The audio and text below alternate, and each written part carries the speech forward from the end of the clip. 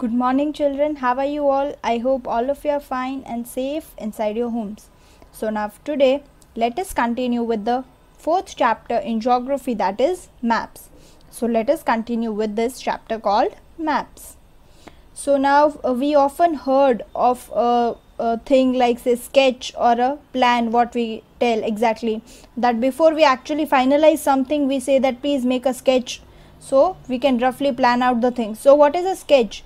A sketch is sketch is something that gives direction to a particular place by drawing, by a rough drawing to show the route. That you can see in the picture also, a rough drawing is shown, that is to represent the route. So this will include the landmarks and the name of the street. So such diagram is called sketch. I repeat, it includes landmarks and the name of the street, and such a diagram is called sketch.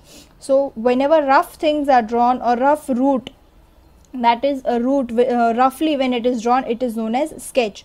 So a rough map is drawn without any scale, conventional signs and symbols and directions and distance. So this is what a rough map is, which will just be called as sketch. Now we have plan. So what is a plan? So there is some difference between a sketch and a plan. We have already studied what is a sketch. So now let us study what is a plan. So a plan is a drawing of a small area on a large scale. It is just a small area but on a large scale.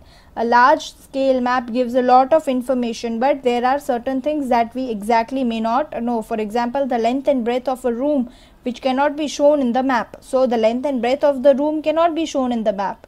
At that time we have to refer to a plan. So at that time we have to refer drawings down to the scale, which is called a plan.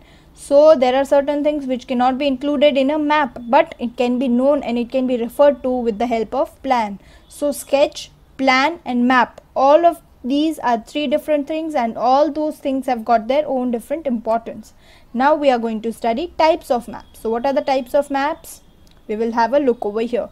Political map, physical map, topographical map, climatic and tourist.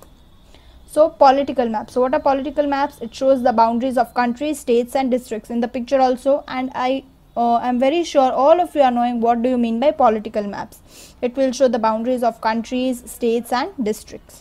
What are physical maps? So physical maps are something that will show the landforms and the water bodies on the earth's surface.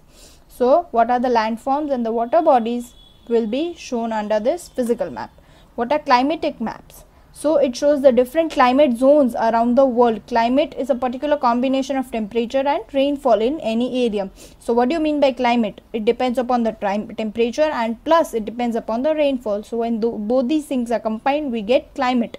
And there are different places which are having different climates. So this is what we mean by that.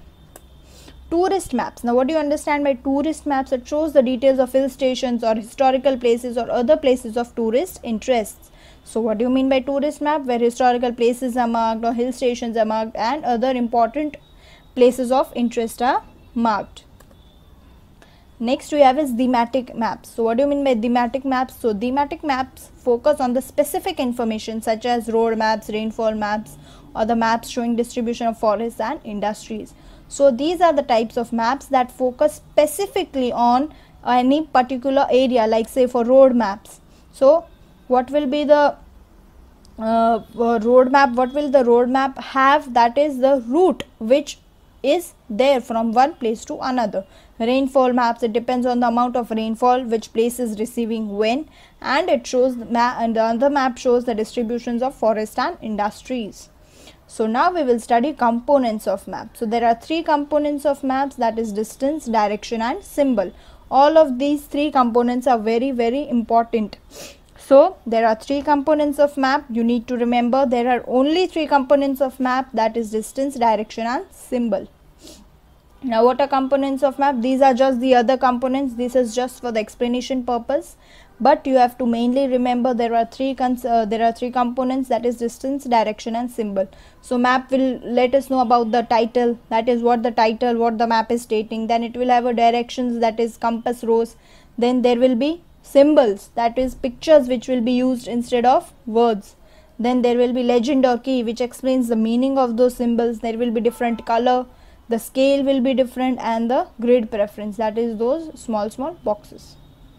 So now let us have a quick recap of all those things that we have studied today, starting with what is plan. We have studied rough drawing, then we have started with sketch, then we studied different types of maps, physical, political, all of that, and lastly we studied components of maps, that is distance, direction and symbol. So that was it for today. I hope you have understood this very clearly. So that was it. Thank you and have a nice day.